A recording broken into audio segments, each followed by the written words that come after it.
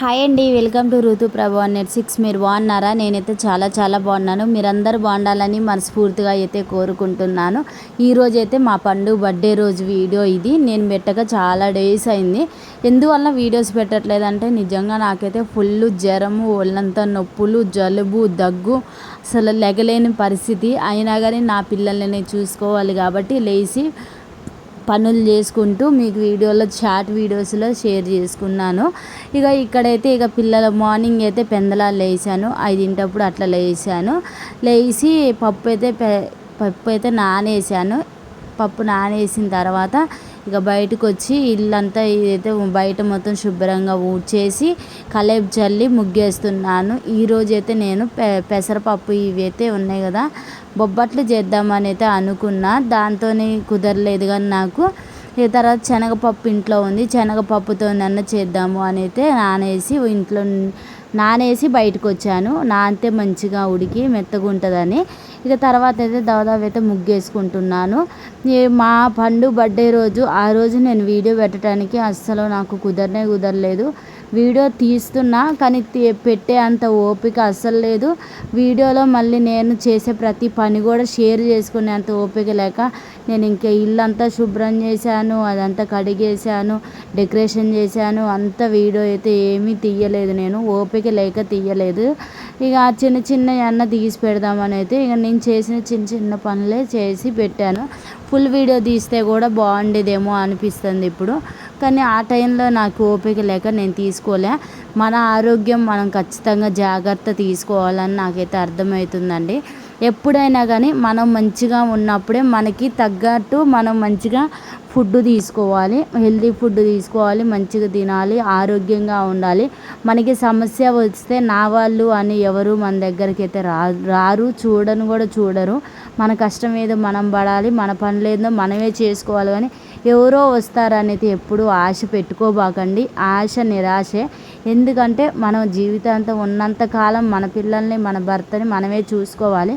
నేను ఇలా అని కామెంట్ పెడితే నాకు చాలామంది మంచిగా ఈ కామెంట్లోనే నాకు అర్థమైంది ఏంటంటే, నేను ఒక వీడియో పెట్టాను, ఇన్స్టాగ్రామ్లో పెట్టాను వీడియో.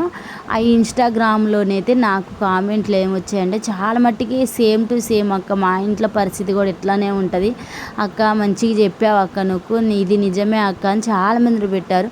ఎవరో ఒకళ్ళు ఉంటారు కదా, వారో లేని వాళ్ళు ఉంటారు కదా, వాళ్ళు పెట్టిన కామెంట్ ఏంటంటే, కాళ్ళు చేతులు నీకు అన్నీ సక్రంగా ఉన్నాయిగా, నువ్వు చేసుకోలేవా అని కామెంట్ పెట్టారు. ఎప్పుడు చూడు ఏదో ఒక సాకు చెప్తూనే ఉంటావని పెట్టారు. సాకు చెప్పేంత అవసరం మనకైతే లేదు కదా, ఉన్నదే నేను చెబుతున్నా కానీ సాకు చెప్పాలని ఏముంది? కాళ్ళు చేతులు పడిపోతేనే ఒకళ్ళు మన హస్బెండ్లు మనకి చెయ్యాలా, లేకపోతే మనకి హెల్ప్ చేయకూడదా? మీరు చెప్పండి. ఇప్పుడు నాకు బాగాలేదనుకో, ఇద్దరం కలిసి షేర్ చేసుకొని ఒక పని చేసుకోవాలి. అప్పుడు మంచిగా ఆరోగ్యం కొద్దిగా అంతా అట్లా మాకు రెస్ట్ వచ్చినట్లు అనిపించింది. అదే ఒక్కదాన్ని అన్ని పనులు చేసుకోవాలని చాలా ఇబ్బంది అయింది కదా. ఆ విషయంతో నేను అట్లా వీడియో పెట్టాను. పెడితే దానికి రిప్లై కరెక్ట్గా అర్థం చేసుకోలేదని నాకు కూడా అర్థమైపోయింది. ఎందుకులే అని వాళ్ళకి రిప్లై కూడా ఇలా నేను రిప్లై ఇస్తున్నా కొద్దిగా మనకి బ్యాడ్ కామెంట్స్ అట్లా పెడుతూ ఉంటారు. అలాంటి కామెంట్లు మనకి ఏమీ రావద్దని నేను పట్టించుకోలేదు. ఇక్కడైతే బొబ్బట్లు అయితే చేయటం అయితే అయిపోయింది. చాలా బాగా మెత్తగా అసలు స్మూత్గా, నేనైతే వీడియోస్ అన్నిట్లో 2-3 సార్లు చేసి ఉంటాను కానీ మందంగా వచ్చాయి. అప్పుడు ఈరోజైతే నేను నోట్లో వేసుకుంటే కరిగిపోయి అంత పలసగా ఎలేడుపుగా చాలా బాగా వచ్చాయి. ఎంత అదృష్టం ఉంటుందో ఒక్కోసారి చేసే పనికి. నాకు ఓపిక లేనప్పుడే నాకు ఇంత మంచిగా చేశానా అనిపించింది. చెమట్లో గారిపోతుంది, నా ఫేస్ చూస్తే మీకు అర్థమైంది, చెమట్లో గారిపోతున్నాయి. నేను వంట చేస్తుంటేనే మొత్తం చెమట గారిపోతుంది. అసలు నిలబడటానికి ఓపిక ఉన్నట్లే, అంత ఓపిక తెచ్చుకొని నేను ఆ పని చేసిన. కానీ ఎందుకు ఆడవాళ్ళని అర్థం చేసుకోరు అని అయితే బాధ అనిపించింది. ఒక కామెంట్ పెట్టే ముందు అర్థం చేసుకొని కామెంట్ పెట్టాలి, లేకపోతే అసలు పెట్టుకోకుండా ఉండండి. కానీ ఆ కామెంట్ పెట్టి మమ్మల్ని బాధ పెట్టిస్తే ఎంత బాధ అనిపించింది.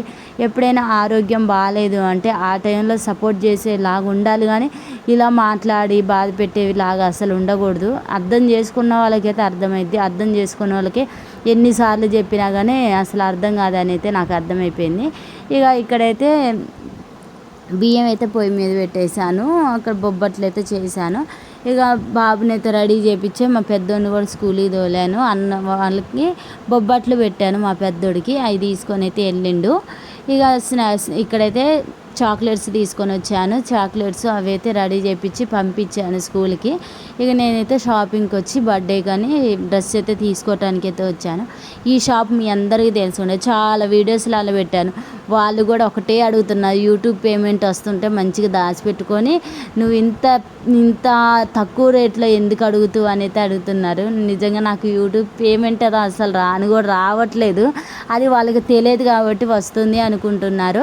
ఇక నేనేంటంటే ఎప్పుడైనా బట్టలు కాస్ట్లీ మంచిగా పట్టుకుంటా, మంచిగా ఉండాలి, తక్కువలో రావాలి అనే నా స్వార్థం అది అని అనుకోబాకండి. ఆడవాళ్ళకి కొద్దిగా పిసినాస్ ఎక్కువ కదా, వాళ్ళు తక్కువలో ఉండాలి అనుకుంటారు కదా అట్లా. ఇక నేనైతే ఈ డ్రెస్సులు అయితే కోటు మోడల్ అన్నీ చూశాను. మా నడిపోడికి తీసుకున్నాను, మా చిన్నోడికి ఇద్దరికి తీసుకున్నాను. ఎందుకంటే వారం రోజులు గ్యాప్ వీళ్ళకి. ఇక మా నడిపోడికి కూడా 21న బర్త్డే ఉంది. ఇప్పుడేమో మా చిన్నోడికి అయితే 11న బర్త్డే. ఇక సరేలే అని ఇద్దరికి ఒకసారి మాట్లాడేసి ఇంకా వాళ్ళు 3000 చెప్తే నేను 1500 తీసుకొని వచ్చిన. ఇక అర్థం చేసుకోండి ఎన్ని జతలు, 4 జతలు తీసుకున్నాను. ఇక వాళ్ళైతే అసలు నేను ఎప్పుడు షాపింగ్కి పోయినా తలకాయ పట్టుకుంటారు. మళ్ళీ అంటారు కదా, నువ్వు మంచిగా మాట్లాడతావు, కొద్దిగా తగ్గించు అని అడుగుతావు కానీ మంచిగా మాట్లాడుతావు, మంచిగా తీసుకుంటావు, మా దగ్గరకు ప్రతిసారి వస్తావు నువ్వు, అందుకే ఇక నిన్ను ఇక నువ్వు అందుకే నేను ఇట్లా ఆలోచించి మీకు తక్కువకి ఇస్తూ ఉంటాను. ఇలా వచ్చే వాళ్ళని మనం పోగొట్టుకోవద్దు కదా అన్న ఆలోచనతోనైతే వాళ్ళు చెప్పారు. సరేలే అని నేనైతే అనేసి ఇక డ్రెస్ అయితే నా చేతిలో ఉన్నది సెలెక్ట్ చేశాను. చాలా బాగుంది అది. ఇక అది తీసుకున్నాను. దానికి మంచిగా బటర్ఫ్లై మోడల్ వచ్చింది, పినీస్ పెట్టుకోవడానికి చాలా బాగుంది కోటు మీద. ఇంటికి వచ్చిన తర్వాత బగారా రైస్ అయితే ప్రిపేర్ చేస్తున్నాను. బగారా రైస్ చేసేటప్పుడు ఇక నాకు షాపింగ్కి వెళ్ళొచ్చాను కదా, అసలు ఓపిక లేదు, నిలబడే ఓపిక కూడా లేదు. ఇక అన్నీ రెడీ చేసుకొని అన్నానికి రెడీ చేసి ఎసర పెట్టాను. కానీ అన్నం వండిన తర్వాత చూపించడానికి ఇక నాకు ఓపిక లేక వెళ్ళేసి కొంచెం అట్లా వండుకొని మళ్ళీ లేచి మళ్ళీ ఇంట్లో పని అంతా మొదలు పెట్టుకున్నా. నమ్ముతారో నమ్మరో, నిజంగా అండి నా పరిస్థితి చాలా అసలు ఎంత బాధగా అనిపిస్తుందో నాకు తలుచుకుంటే. ఇక ఈవినింగ్ టైంలో చిన్న ప్రేయర్ ఇంట్లో పెట్టించుకొని బర్త్డే అయితే చేసాం మేము. ఇక మా అయ్యగారు వాళ్ళ కోడలు అంటే ఆ కొడుకు కోడలు వాళ్ళు ఎప్పుడూ రాలేదు మాకు. అంటే మామూలుగా ప్రేయర్కి అటు ఇటు వెళ్తూ ఉంటాం కానీ మా ఇంట్లో ఫంక్షన్ జరిగింది ఫస్ట్ టైము. అందుకే వాళ్ళని కూడా భోజనానికి పిలిచినట్లు ఉంటుంది, అట్లా కూడా భోజనాలు పెట్టినట్లు ఉంటుంది అన్న ఆలోచనతో ఇక అందరినీ వాళ్ళని కూడా పిలిచి భోజనాలు పెట్టించాము. అంత చేసి భోజనాలు పెట్టింది తీయలేదు నేను వీడియో, ఇల్లు చదిరింది తీయలేదు, చెబుతున్నాగా నా పరిస్థితి అలా ఉంది, అందుకే తీయలేకపోయాను, కొంచెమే తీసా. ఈ వీడియో కూడా నాకు ఓపిక లేక పండుకుంటే ఇక మా బావే తీసిండు. మా బావ తీసేసి మొత్తం ఇట్లా పెట్టిండు.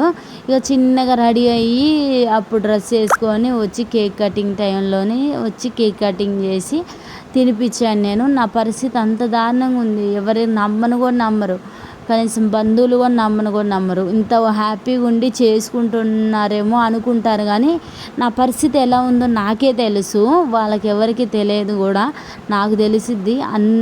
వాళ్ళు ఎలా అర్థం చేసుకుంటారో నాకే తెలియదు కానీ నా పరిస్థితి నాకే తెలుసు. ఇక సరే నా సంతోషం కాదు, నా పిల్లల సంతోషం, మంచిగా వాళ్ళు హ్యాపీగా ఉండాలని కారణంతో ఓపిక తెచ్చుకుంటూ చిన్న పనులు చేసుకుంటూ ఇట్లా బర్త్డే చేసాం మేము. అసలు బర్త్డే చేయొద్దు అట్లా అని అయితే అనుకున్నా నేను. ఎవరి సమస్యలు వాళ్ళకే తెలుస్తాయి, నా ఇంట్లో సమస్యలు నాకు తెలుస్తాయి, వాళ్ళ ఇళ్ళ సమస్యలు వాళ్ళకి తెలుస్తాయి. అట్లనే నా బాధ ఏందో నాకే తెలిసిద్ది. ఎవరు ఎన్ని అనుకున్నా ఏం చేసినా నేనేం మాట్లాడలేమని కూడా సైలెంట్గా వదిలేస్తాను. వింటున్నా సరేలే అనుకున్నా.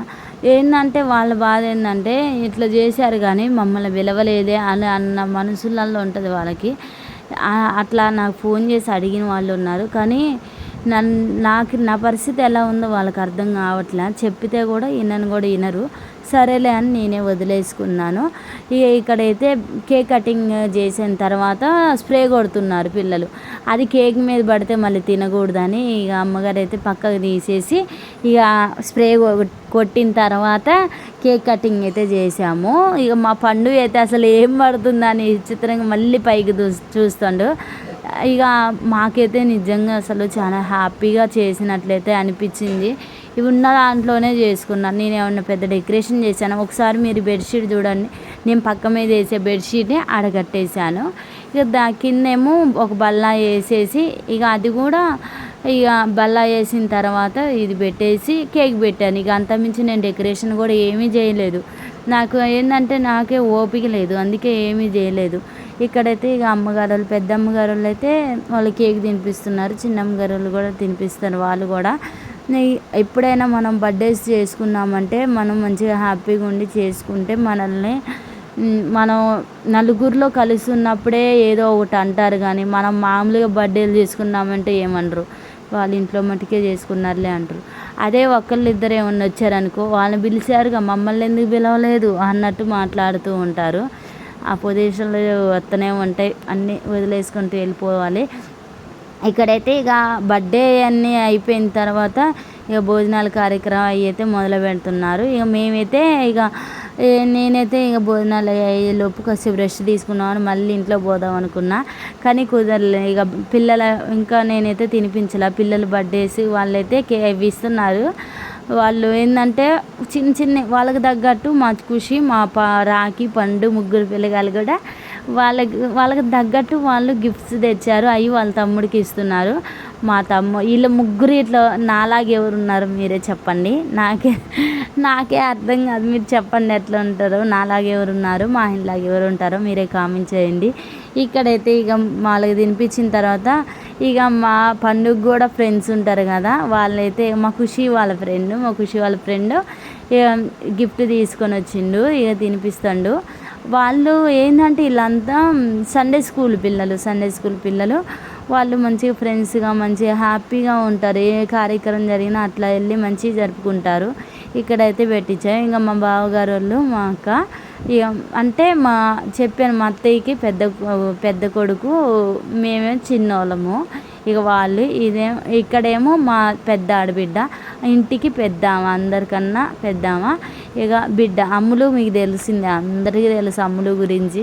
అమ్ములు ప్రతి వీడియోలో అవపడుతూనే ఉంటుంది. ఇక మేమన్నా తక్కువగానే అమ్ములు ప్రతి వీడియోలో అవపడుతూ ఉంటుంది.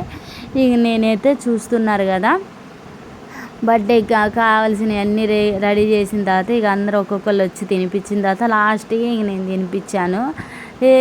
ఇప్పుడే వద్దులే, నాకు ఓపిక లేదులే అనుకుంటూ లాస్ట్కి తినిపించాను. ఇక్కడ మా బేబీ అయితే అసలు వాళ్ళ క్యూట్గా చాలా బాగుంది. మా బేబీ అంటేనే నాకు చాలా ఇష్టం. మా ఇంట్లో ఆడపిల్ల బేబీ అంటే నాకు చాలా ఇష్టము. ఎందుకో తెలియకోకుండా బేబీ మీద అంత ప్రేమ ఉంది నాకు. చిన్నప్పటి నుండి కూడా మస్తు ప్రేమగా చూసుకుంటాను. ప్రతి విషయంలోనే అంతే చూసుకుంటాను. చిన్న కష్టం వచ్చినా తట్టుకోలేను. అసలు ఎందుకు ఇట్లా ఏదైనా జరిగిందంటే ఎందుకు చేశారని కూడా గద్దిస్తూ ఉంటాను మా ఆడపడుచు. ఇక ఏమంది, ఎందుకంటే బేబీ అంటే నేను చాలా ఇష్టంగా, నాకు ఏదైనా అన్నా కానీ పట్టించుకోదు, బేబీ మీద ప్రేమతోనే గద్దించింది అనుకుంటుంది. ఇక్కడైతే చూస్తున్నారు కదా, ఈ పిల్లలందరూ ఫొటోస్ అయితే దిగేస్తున్నారు. ఇక వీళ్ళైతే ముగ్గురు కలిసి ఇక వీళ్ళు ఫోటోలు దిగేసి వెళ్ళిన తర్వాత ఇక అత్తయ్య వచ్చి తినిపించింది. అత్తయ్య తినిపించిన తర్వాత లాస్ట్కి మేము తినిపించాము. మేము వీడియో తీసుకున్నాం. ఇక లాస్ట్ కోటింగ్ మాది అయిపోయింది. చాలా టైం పట్టింది. అంటే ఇక మేమైతే 7కి ఏమో స్టార్ట్ చేసాను, 11 అయింది. అటో ఇటో అందరు వచ్చి చేసేసరికి ఆ టైం అయితే అయింది. ఇక మా అత్తయ్య అయితే తినిపిస్తుంది. మా అత్తయ్య ఎప్పుడు నార్మల్గా ఉంటుంది, అంత ఇంట్రెస్ట్గా రెడీ అయిదాము అట్లుండదు. నార్మల్గా రెడీ అయ్యిద్ది, నార్మల్గా ఉండిద్ది.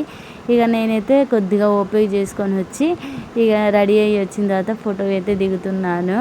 ఫోటో బాగానే దిగుతున్నావు అనుకోబాకండి, అట్లేం లేదు. ఎట్లున్నామో నాకు తెలుసు. నా ఫేస్ మొత్తం గుంజగా పోయి అసలు నా ముఖం అంతా చేంజ్ అయిపోయి ఉంది.